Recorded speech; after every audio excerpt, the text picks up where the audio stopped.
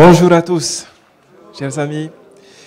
Alors je vais essayer, comme je le disais tout à l'heure, tantôt à Klaus, on va essayer de finir ensemble cette matinée, hein, après l'intervention de notre pasteur Auguste tout à l'heure.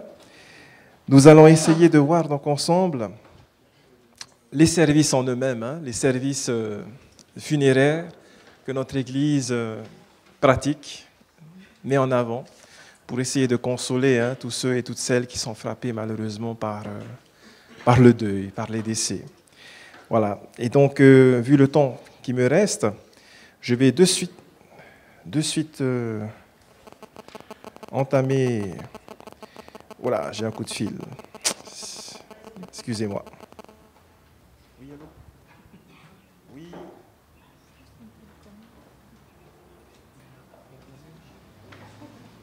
Non, c'est Teguira Josia. Voilà, pour l'éducation adventiste. Oui, allô? Oui, allô? Allô? Je vais essayer de vous rappeler. Merci. Excusez-moi, c'est la présidence de la Polynésie, donc il fallait que je réponde de suite. C'est pour notre éducation, comme on doit. Voilà, j'éteins. Il n'y a que nous maintenant. J'éteins. Voilà, je vais plus loin avec les services funéraires de l'Église. Est-ce que la veillée, est-ce que la levée du corps, est-ce que l'inhumation, est-ce que c'est biblique, tout cela? C'est la question qu'on peut se poser tout d'abord pour commencer. C'est biblique. Le texte que nous pouvons prendre, c'est l'intro, c'est l'introduction juste pour lancer notre partage d'aujourd'hui. Genèse 50. Nous avons là le décès de Jacob, Israël, le patriarche qui avait 12 fils. Et qu'est-ce qui se passe? Nous allons y revenir demain, dans ce chapitre-là, au chapitre 50.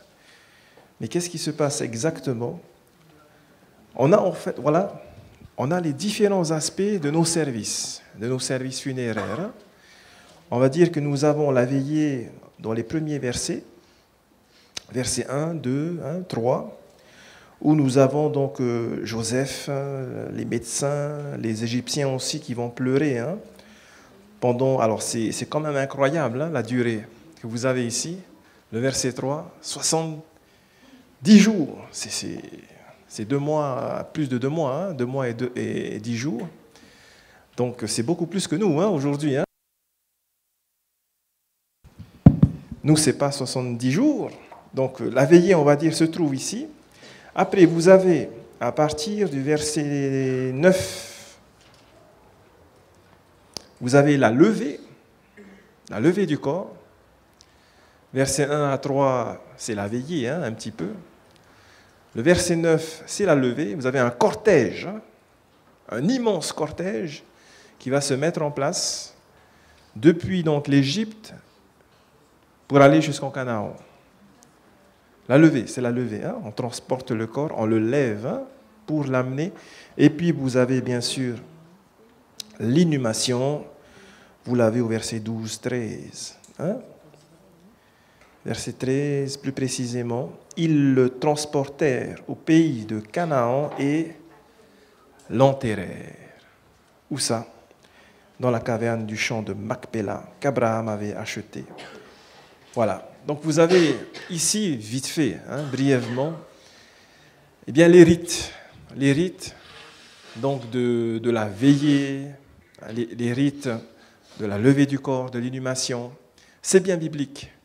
L'utilité aussi que nous avons par rapport à ces rites, on le voit en psycho. Bon, rappelez-vous le verset de Paul, examinez toutes choses, mais retenez ce qui est bon. Il y a aussi du bon dans la psychologie. Mais dans ce qu'ils disent aussi, c'est que lorsqu'on pratique, lorsqu'on fait ces rites-là, ça apporte quelque chose de positif dans l'esprit de la famille qui est endeuillée. Les gens vont voir, sentent avec ces rites, que finalement, si un jour on meurt, on ne sera pas traité comme... Voilà. Et en plus de cela, avec ces rites, c'est-à-dire on pense quand même, hein, il y a le souvenir qui est là, hein, on fait attention à la personne qui est décédée. Après, on en parle, on continue d'en parler avec tout cela, tout ce processus qui va se passer, qui va se dérouler dans le temps. Donc les gens sentent, hein, les gens voient que même si un jour on va mourir, c'est pas grave. Hein, c'est un réconfort en fait. Donc il faut faire ces rites. Imaginez un peu que quelqu'un meurt et puis on l'amène directement dans un trou. Sans qu'il y ait la veillée, hein, où on va exposer le corps, tout le monde va voir le corps. Les gens vont venir, vont apporter leur salutation, leur soutien à la famille, sans qu'il y ait le pourrera, hein, on va dire, hein, message avec la Bible, avec la parole de Dieu, sans qu'il y ait tout un processus, tous ces rituels. Imaginez qu'on enterre les gens comme ça. C'est fou, hein? Il y a une légende, je ne sais pas si c'est vrai, si c'est réel, mais il y a une légende, hein, qui parle de la mort du plus grand des compositeurs, hein, le surdoué, là, le génie, hein, Mozart. Qui était là à son enterrement? C'est une légende, parce que c'était vrai. Un chien. Un chien. Il y avait une maladie, une épidémie, hein, qui sévissait dans la ville. Et donc, lorsqu'il est mort, lorsqu'il est décédé, donc on l'a mis dans un cercueil sur une sorte de charrette. Hein. Puis la charrette avançait, il y avait juste un chien qui suivait. Voilà comment Mozart a été inhumé. Puis on a jeté son cercueil comme ça, là, dans une sorte de fosse publique. Mozart est mort, enfin, la légende. Hein. Imaginez un petit peu, hein, que pour vous, ça serait, ou bien pour quelqu'un de votre famille, ça va être comme ça. Donc non, il faut les rites. Hein. L'utilité des rites. Donc de la veillée, après de la levée du corps, de l'inhumation, et puis bon, ça dépend des familles, du culte de famille, hein, pour la fête, hein, à la fin. Hein. Donc maintenant, nous y allons. Alors, programme type, c'est très simple. Hein. Vous pouvez noter les étapes, les phases, hein, de chaque,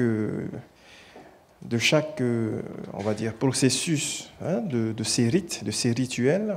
Donc pour la veillée, quart d'heure de chant, hein. Ensuite, la bienvenue, notez bien, parce que normalement, d'après Manava, c'est cet après-midi, hein, à partir de 1h, qu'on est ensemble, hein, pour une sorte de mise en pratique avec les 4 groupes, hein, qui ont été déjà préparés. Quart d'heure de chant, bienvenue. Le chant, alors un numéro que je donne comme ça, hein, mais vous pouvez avoir d'autres numéros, c'est le 241. Ouais, voilà, oui, ce chant-là. Hein. 241, après une prière pour débuter.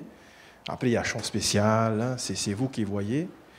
Le message qui va commencer. Alors, le memento du pasteur qui est ici nous rappelle que le message ne doit pas normalement dépasser 15 minutes. Normalement. Ouais, il ne doit pas dépasser 15 minutes. Alors bon, à nous de voir après, hein, selon... Peut-être qu'après, il y a des familles qui veulent quand même un bon message de 20 minutes, une demi-heure, mais normalement, c'est 15 minutes. Après, le memento ne dit pas, hein, si c'est 15 minutes en français, plus la traduction, 30 minutes. Je ne sais pas. Voilà, donc c'est à vous de voir, c'est à vous de vous adapter, mais c'est vrai que 20 minutes, hein, en gros 20, 25, ça va. 15 minutes, c'est peut-être un peu trop court, surtout s'il y a une traduction. Hein. Ça fait alors que vous allez parler que pendant 7 minutes, quoi, hein, en gros, hein, 7 minutes 30 secondes. Mais voilà, 20, 25, ça va. Hein, ça suffit largement.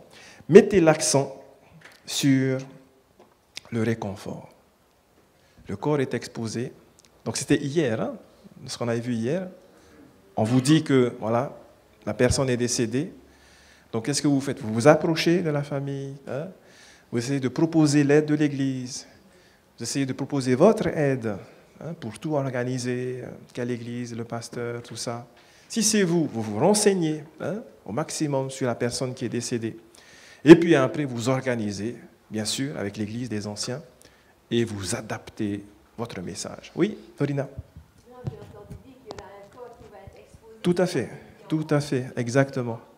Non, c'est Pasteur Eric. Mais, pardon. Oui.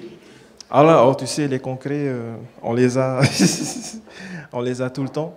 Mais ceux qui veulent, hein, justement, assister, on m'a dit 4 heures, 16 heures, hein, vous pouvez être là, vous allez voir Pasteur Eric en action. Je ne pourrais pas être là parce que je suis un jeune et sa sœur orphelins. C'est la suite. C'est ce qu'on va voir demain. Donc, ils ont perdu leur maman en début d'année.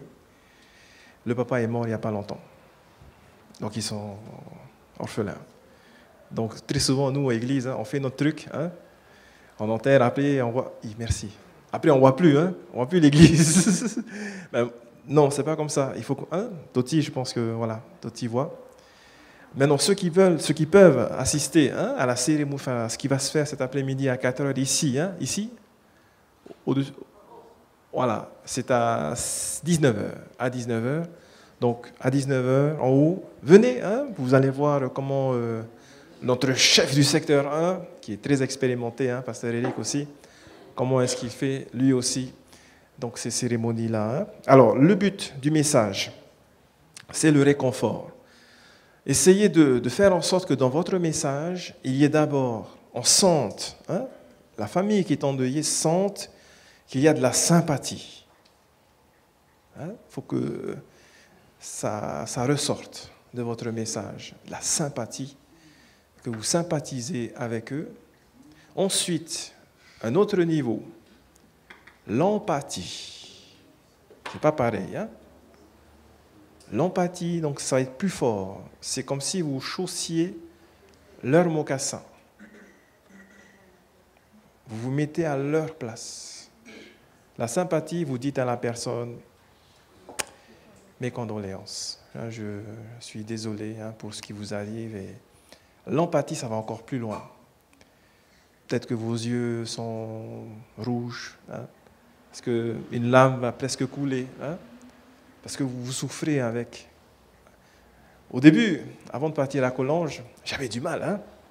Hein, si, l'église, j'étais ancien à Papara. Donc quand il y avait ces cérémonies-là d'enterrement, bon, il faut vraiment passer par là, en fait, hein, pour sentir que eh bien, l'Église a son rôle dans ces situations-là de décès. Parce que quand on passe par là, on ressent tout. Hein. On sent que voilà, il y a vraiment une souffrance incroyable. Quoi. Et heureusement qu'il y a l'Église pour apporter du réconfort, le réconfort de notre Seigneur Jésus. Voilà. Sympathie, empathie, et puis apporter Jésus hein, dans votre message, hein, Jésus-Christ. Donc on va dire, pour simplifier, peut-être résumer l'idée principale du message de la veillée, essayez de poser, hein, de placer un baume hein, sur le cœur blessé de ces gens, de cette famille. C'est un peu le but du message de la veillée, de réconforter. Hein. Donc à vous de trouver les versets. Hein. Vous pouvez dire, Dieu n'a jamais voulu qu'il y ait la mort. Hein. Il faut rappeler ça. Hein. Dire que Dieu n'est pas un Dieu de mort, c'est un Dieu de vie. Donc vous vous rappelez tous les textes, hein, Genèse 2, quand Dieu a dit à Adam, à Ève, vous pouvez manger de tous les arbres, sauf si vous mangez de cet arbre-là, vous allez mourir. Voilà. Mais Dieu ne voulait pas cela. Donc ce n'est pas un Dieu, hein, un Dieu de mort, mais un Dieu de vie. Après, pour aller encore plus loin, vous pouvez voir aussi comme texte Ecclésiaste, il y a un temps pour, voilà, un temps pour tout. Un temps pour naître, un temps pour mourir. Donc c'était le moment, hein, peut-être, pour cette personne. Maintenant, en parenthèse, il faut toujours aussi faire attention. J'en parlais hier avec un frère. Dans nos messages, hein, à la veillée ou à la levée, faisons toujours attention des fois peut-être aux mots aussi qu'on utilise, hein, parce que, comme on dit souvent, mot égale mot, M-O-T-S, M-A-U-X. Hein, on peut provoquer des mots avec nos mots. Hein, et donc, faisons attention aux mots qu'on prononce. Hein. Par exemple, ce que j'avais entendu hier, c'était le moment. Hein, Dieu l'a repris. Hein, En fait, c'est comme si on est en train de dire, c'est Dieu qui a décidé de prendre cette personne. Est-ce que Dieu nous a dit ça? Est-ce que Dieu nous a révélé ça dans une vision? Est-ce qu'on peut parler à la place de Dieu? Voilà, c'est là où il faut. Hein? Après, il y a d'autres aussi petites erreurs, mais bon, c'est humain. Hein? On n'est pas là pour juger qui que ce soit, condamner qui que ce soit. Des fois, on aime bien dire aussi, ah, cette personne, elle est sauvée. Hein? Alors, c'est humain, parce qu'on souhaite vraiment hein, que la personne soit sauvée. On veut aussi réconforter hein, la famille. Mais finalement, qui a le dernier mot? Ce n'est pas nous, mais Dieu. Donc voilà, des petits trucs, des fois, des petites phrases hein, qu'on peut prononcer. Oui, Toti?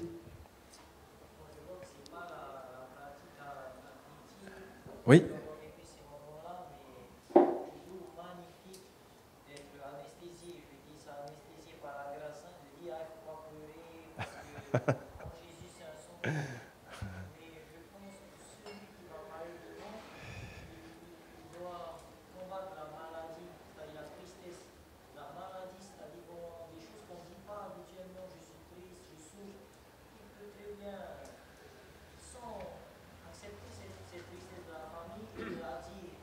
Ouais.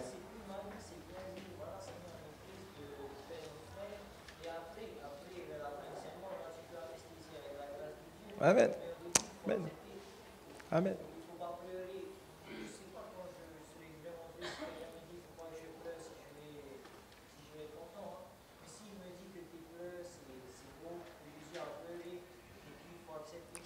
Tout à fait. Tout à fait, Toti. Exactement. Un pasteur me disait, un collègue que j'aime beaucoup, il ne faut pas pleurer. Il ne faut pas pleurer hein, quand on fait nos services. Hein. Et je ne l'ai pas dit, mais j'avais en tête justement le verset là, que Toti vient de dire. Le verset le plus court de la Bible, c'est quoi? Si Jésus lui-même, en plus c'était le même contexte, hein, c'est la mort hein, de Lazare. Hein, Lazare était mort. Si Jésus lui-même a pleuré, voilà, c'est humain, et on a besoin de faire sortir tout ça. Hein. Donc il ne faut pas aussi réfréner, hein, bloquer tout ça, renier un peu hein, toutes ces émotions. Au contraire, hein, il faut que ça sorte, comme on dit. Hein. Maintenant, bon, vous maîtrisez quand même, surtout si c'est vous qui devez mener hein, les services d'inhumation. L'objectif, comme je l'ai dit tout à l'heure, c'est de ne pas venir comme si c'est la fête, hein, c'est la fiesta. Quoi. Vous voyez ce que je veux dire? Il faut que la famille qui est touchée par le deuil sente que vous avez l'Église a de la sympathie pour eux. Hein, c'est une communauté, hein, c'est une communion, une union, tous ensemble, qui a plus que de la sympathie, de l'empathie. Hein, vous êtes carrément avec eux. Et après, pour ne pas rester sur une note de dépression, hein, de tristesse, vous terminez avec Jésus, avec le Christ. Hein. Jésus est notre espérance. Jésus a vaincu la mort.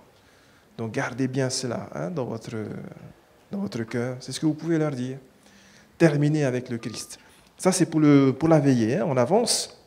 Après le message, un chant, le 240, hein, que vous connaissez, vous pouvez noter ce numéro. Putu putu anei, putu putu anei ta, hein, près de cette rivière, le fleuve Jourdain. Une prière finale après ce chant, hein, 240. Et puis on termine avec la parole qui est donnée à la famille, aux amis, à ceux qui sont là, ceux qui sont présents. Vous pouvez aussi placer là, à un moment donné dans le programme, selon l'Église, hein, où vous êtes, la collecte pour aider la famille. Hein, n'oubliez pas, hein, parce qu'entre la veillée et puis la levée du corps, apparemment, il y a plus de monde à la veillée. Parce que les gens travaillent en journée et le soir, ils peuvent se déplacer hein, pour montrer leur sympathie. Donc il y a normalement, statistiquement, plus de monde à la veillée qu'à la levée. Bon, c'est dans la journée la veillée, la levée, hein, donc il n'y a pas des fois tout le monde hein, qui est là. Donc s'il faut faire la collecte, selon l'Église, hein, vous êtes, il faut la placer là, hein, à la veillée. Hein. Il y a aussi d'autres églises qui peuvent faire des dons en plus, selon leur règlement interne. Ils ont pris un vote disant que les membres d'église qui décèdent, voilà, on donne tant à la famille. Vous voyez tous ces détails-là. Et puis vous terminez par les annonces. Vous annoncez donc à ceux qui sont là à quelle heure on va procéder à la levée du corps ou est-ce qu'on va inhumer donc, le corps du disparu, l'heure de l'inhumation. Et pour le faire, normalement, ce qu'on avait dit hier, assurez-vous que vous avez bien le permis d'inhumer, que la famille a bien le permis d'inhumer. C'est selon donc les données de ce permis que vous allez pouvoir faire votre annonce. Parce que c'est le permis qui va dire, voilà, à telle heure, vous devez, on va inhumer à tel cimetière, tel endroit, monsieur ou madame, un tel, donc autorisation donnée par la mairie, etc., etc.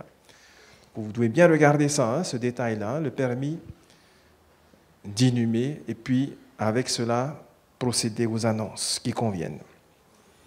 La levée, deuxième donc, cérémonie. Pareil, ici vous avez un élément important que vous devez aussi voir, discuter avec la famille, juste avant de procéder à la levée, à la cérémonie de la levée du corps. Le programme habituel, chant, tout ça, je vais y venir tout à l'heure. Il y a la grande question de la fermeture ou pas du cercueil. Parce qu'il y en a qui veulent, des familles ou même des fois des anciens, c'est eux qui disent, il faut tout de suite fermer. Avant même de commencer le prélat de la levée du corps, on ferme tout de suite.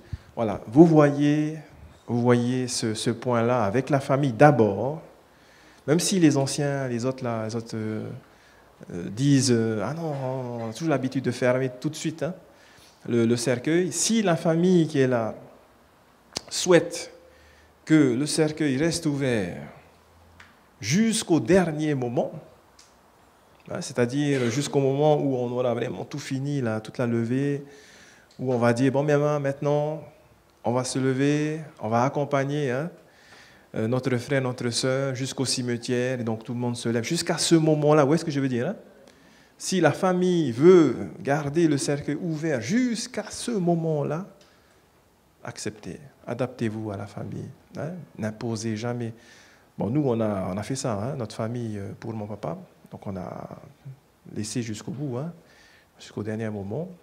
Puis après, c'est les pompes funèbres qui viennent, qui ferment comme il faut, puis qui le transportent hors de l'église, mettent dans le corbillard et puis direction le cimetière. Donc vous voyez, vous vous adaptez à la famille.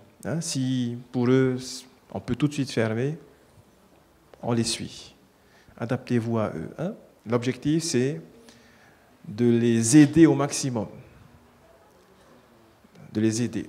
Et là, donc le programme type, comme toujours, quart d'heure de chant, s'il faut un quart d'heure de chant, la bienvenue. Le chant, c'est le 40 que vous pouvez interpréter. Et oh, na, oh, oui, ce chant-là, le 40 là. Voilà. Après la prière, bien sûr, et là, vu que nous arrivons au moment où on va fermer le cercueil, donc d'après vous, dans quel état la famille sera? C'est encore plus, ça monte crescendo, ça va en crescendo là. Autrement dit, si votre message de la veille, le soir là, c'était sur le réconfort, l'empathie, la sympathie, et puis on termine par une note positive, Jésus. Le message de la veillée, normalement, ça devrait être un message non plus de réconfort, mais un message fort, pour leur donner de la force. Parce que là, ils vont pleurer là. Parce déjà, quand on va fermer le cercueil, ça commence. Et après, on va aller au cimetière, on va mettre dans le trou. Alors là, c'est encore plus. Donc le message de la levée, normalement le but, c'est de les inviter à être forts, à être costauds, à être forts.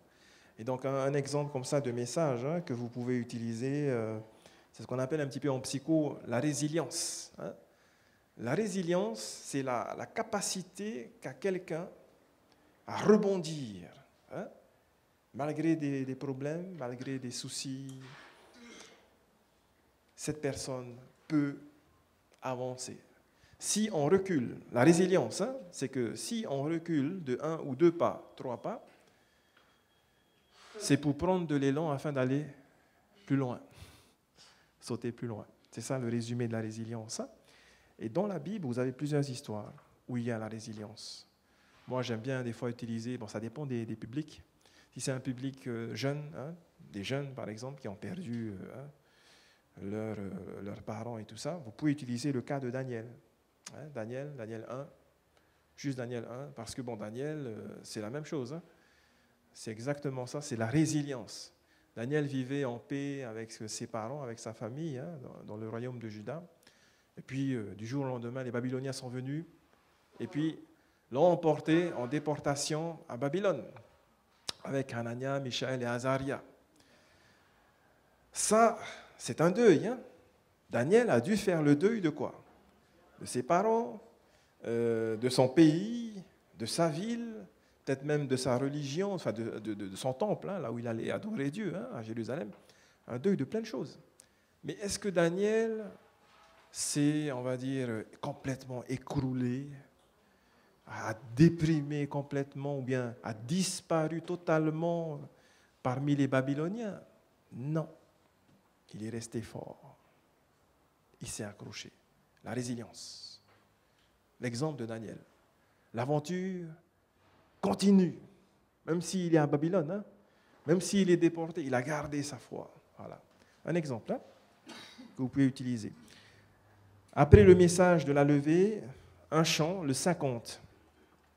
Et voyez ce chant-là, hein? Vous pouvez utiliser ce chant-là. Le 40 au début, le 50 après le message. Une petite prière. Après le chant, une petite prière. Les annonces. Hein, vous dites, voilà, maintenant on va lever le corps, on va accompagner la famille jusqu'à tel cimetière et nous allons donc l'inhumer là-bas. Vous pouvez venir, etc. Un petit détail, une petite remarque que j'ai notée, que vous pouvez aussi noter. J'ai déjà vu ça, j'ai déjà vécu ça une seule fois. Des fois, il y a des traditions, enfin des pompes funèbres qui aiment bien dire au pasteur d'aller, alors, je ne sais plus, j'étais où on m'a envoyé, soit devant, derrière le corbillard, je ne sais plus, hein, devant, hein, c'est devant, voilà. Là aussi, vous voyez, hein, il n'y a pas besoin de tous, hein, on est tous pareils, hein, nous sommes des, même, je pense que lui, il devrait être derrière, t'as fait, hein. Pas trop quand même derrière, parce qu'après, ils vont attendre, il est où le pasteur, là, hein? Il n'est pas encore arrivé à l'heure qu'il faut. Mais bon, adaptez-vous. S'il y a des pompes funèbres comme ça, s'il y a des familles qui tiennent vraiment à ce que vous, hein, l'ancien là ou le pasteur qui célébrait l'inhumation, vous soyez devant. Hein, allez, mon devant. Mais sinon, essayez de discuter. Hein, dire, oh, on est tous pareils, il n'y a pas besoin. C'est le corbillard, on est devant. Hein. Et puis les mouteuils hein, qui vont ouvrir un peu la voie. Mais voilà, vous voyez ce petit point. Des fois, ça arrive. Hein. Des fois, ils vont dire, hey, il faut pas y aller devant. Hein. Voilà. Vous voyez ce point-là. Jésus a dit, le premier sera le dernier. Et le dernier sera le... Voilà, on n'a pas besoin d'aller devant. On est là pour le monsieur, hein, ou bien pour la dame hein, qui est morte, ou qui est mort. Donc c'est eux qui devraient d'abord, hein, on suit après, hein, on accompagne. Hein. Voilà. Après, nous sommes maintenant au cimetière. Là, petite remarque, prenez vos précautions. Si jamais vous voyez que le soleil n'est plus là, le ciel est gris, les nuages sont omniprésents, prenez vos précautions. Prenez un parapluie, par exemple. Ou bien mettez votre message là, que vous avez écrit, hein, dans une feuille en plastique. Hein, parce que si jamais il pleut, vous n'avez pas votre parapluie, comment vous allez faire hein? Toute votre Bible sera baptisé, hein, enfin aspergé, c'est baptisé catholiquement parlant. Donc voilà, il faut prendre vos précautions. Votre parapluie, si vraiment il va pleuvoir, feuille en plastique pour mettre le message dedans, au cas où. Hein. Des fois, c'est des petits trucs comme ça qui peuvent arriver. Hein. Ensuite, j'ai noté le choix des mots. On ne dit pas enterré. On dit inhumé. C'est pas pareil. Dans la langue française, il y a une nuance entre enterrer, mettre en terre, dans la terre, et inhumer, comme ils disent. Hein. Ce n'est pas la même chose. La nuance, c'est qu'ils disent on enterre, par exemple, un cadavre qu'on a tué. Donc c'est un truc criminel. Hein. C'est très péjoratif dans la langue française. Hein. On enterre comme ça, là, va vite, on cachette un cadavre, quelqu'un qu'on a tué, ou bien un voleur va enterrer son butin. C'est toujours négatif. Par contre, on va inhumer un être humain, un homme.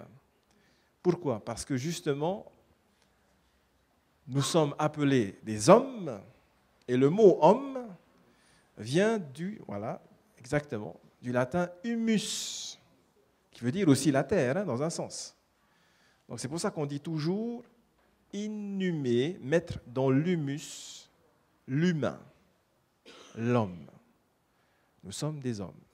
Nous ne sommes pas des terreux, mais nous sommes des humains, des fils de l'homme, créés à l'image. Les mots, hein. C'est pour ça que le permis qui sera délivré par la mairie va toujours et à 100% dire, selon la loi française, permis d'inhumer. C'est comme ça qu'il faut dire, hein. C'est le mot exact.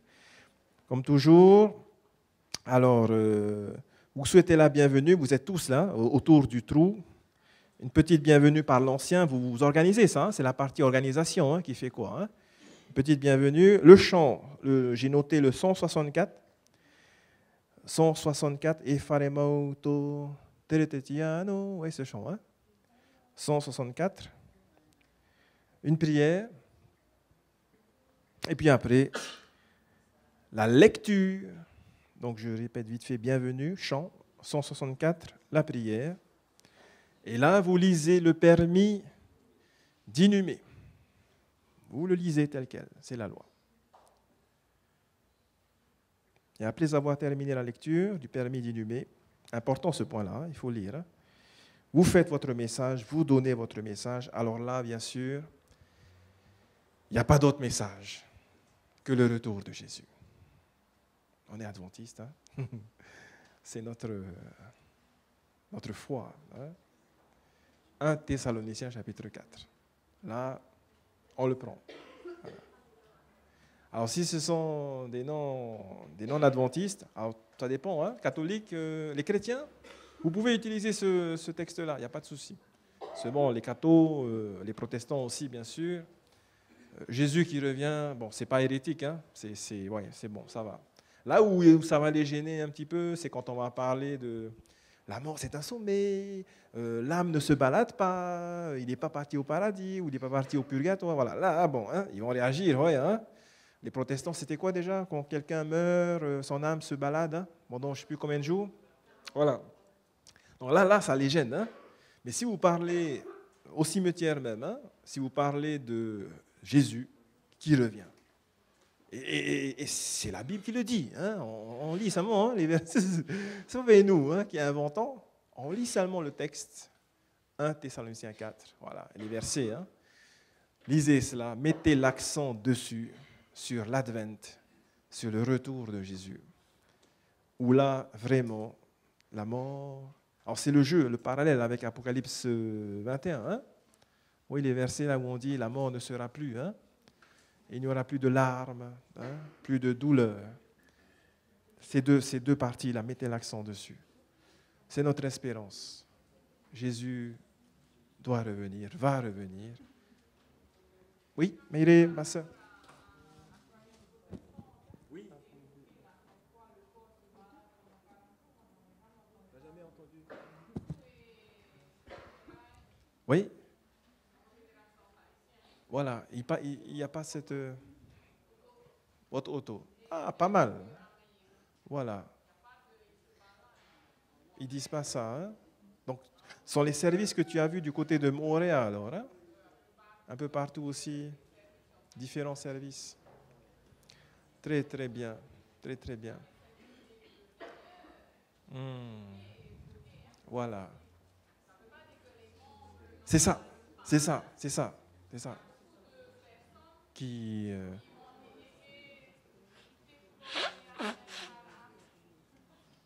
voilà, c'est ça. Hmm. Il est très proche. Voilà,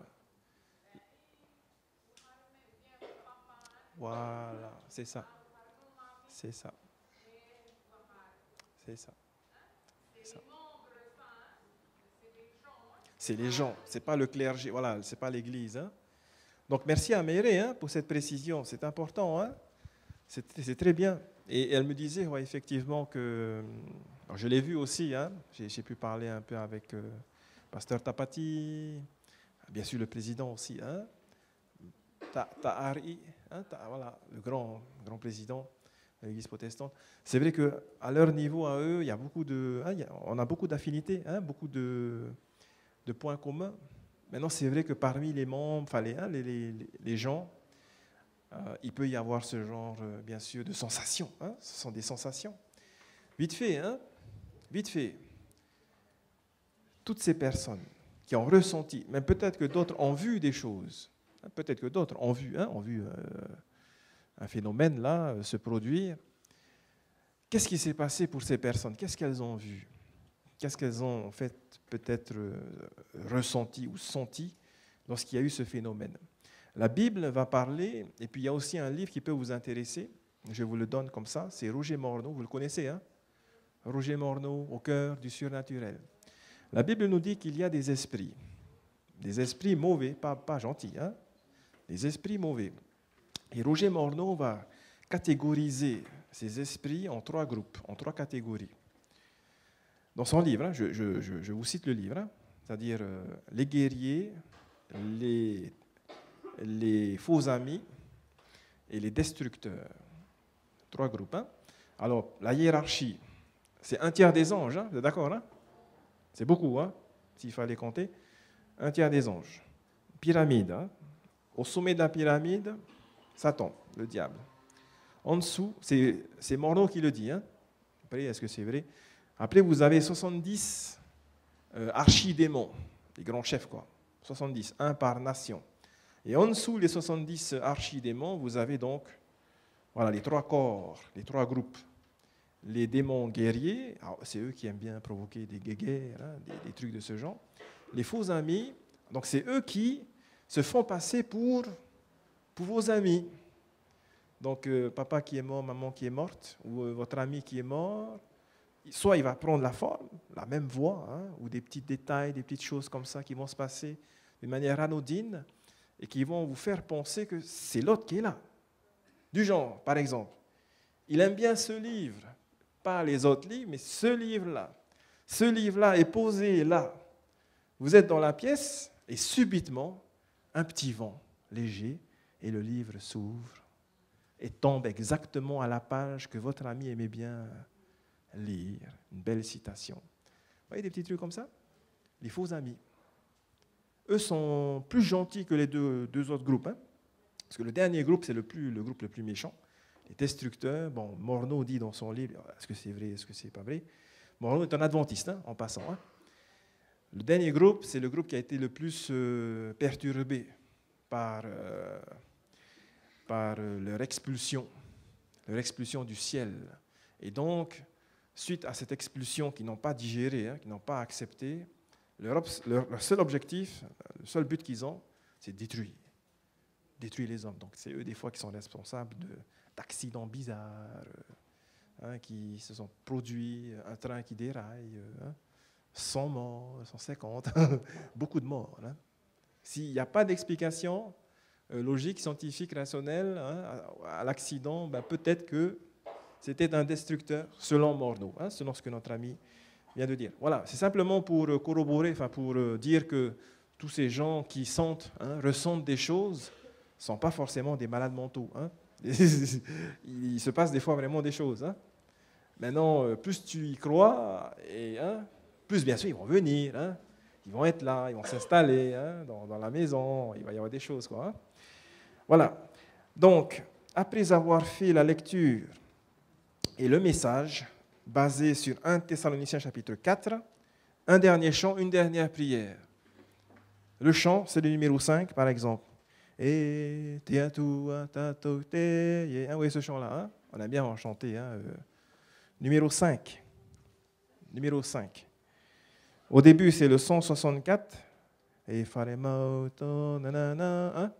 après, le 5, après le message. Notez bien, quand on fait la mise en pratique tout à l'heure, vous allez redonner. Voilà. Après, une dernière prière. Après, vous laissez la parole aux familles, aux amis, aux autorités, s'ils sont là, mairie, tout ça. Les confessions qui sont présentes, confessions religieuses. Et puis après, vous pouvez combiner l'au revoir avec les fleurs ou la terre. Vous combinez avec la salutation des familles. C'est-à-dire, vous demandez à la famille de se placer autour de la tombe. Et puis, en passant à côté, vous jetez votre fleur ou de la poussière, et puis vous saluez la famille une dernière fois pour apporter votre soutien. Et là, normalement, ça s'arrête, la plupart du temps. S'il y a des familles qui veulent faire un purérafiti, un culte de famille, donc là, c'est le même programme. Je reprends vite fait avec vous. Je vous donne 2 chants aussi que vous pouvez interpréter. Quart d'heure de chant, bien sûr. La bienvenue. Souhaitez la bienvenue à ceux qui sont là. Un chant, le 142, c'est le fameux « Plus près de toi, Seigneur », en tahitien. Ya, fa, ta, ta, tu, va, le chant là du Titanic. 142, en tahitien. Une prière. Et le message. Et là, essayez d'axer votre message sur comment vivre après la mort. La vie après la mort. Donc, tout ce qui peut les aider cette famille endeuillée à mieux vivre son deuil. Comment? On le verra demain. Demain, c'est après. Là, c'est le pendant. Hier, c'était avant. Demain, c'est après. Après les services. Que tout ne s'arrête pas là, aujourd'hui, avec le pendant, qui est la suite. Qui est aussi la suite. Donc le message, voilà, axé sur tout ce qui peut les aider à mieux vivre. Un dernier chant, une dernière prière, une parole, encore une fois, donnée à la famille, si la famille veut s'exprimer une dernière fois. Le dernier chant, un numéro qu'on aime bien, 92, voilà, le 92, pour terminer. Note positive, une parole heureuse, une parole joyeuse avec Jésus. Dernière prière, la parole à la famille dernière fois, et puis après on salue la famille. Voilà. C'est bon pour tout le monde? Voilà un petit peu ce qu'on peut partager. Alors, je ne suis pas le plus grand, le meilleur spécialiste pour les services funéraires, loin de là.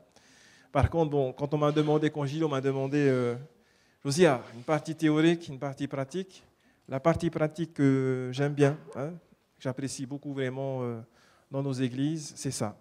C'est d'essayer d'apporter du réconfort à ces familles qui sont touchées par le deuil, par la mort. Donc, vous pouvez améliorer, vous pouvez rectifier, retirer, aménager, adapter.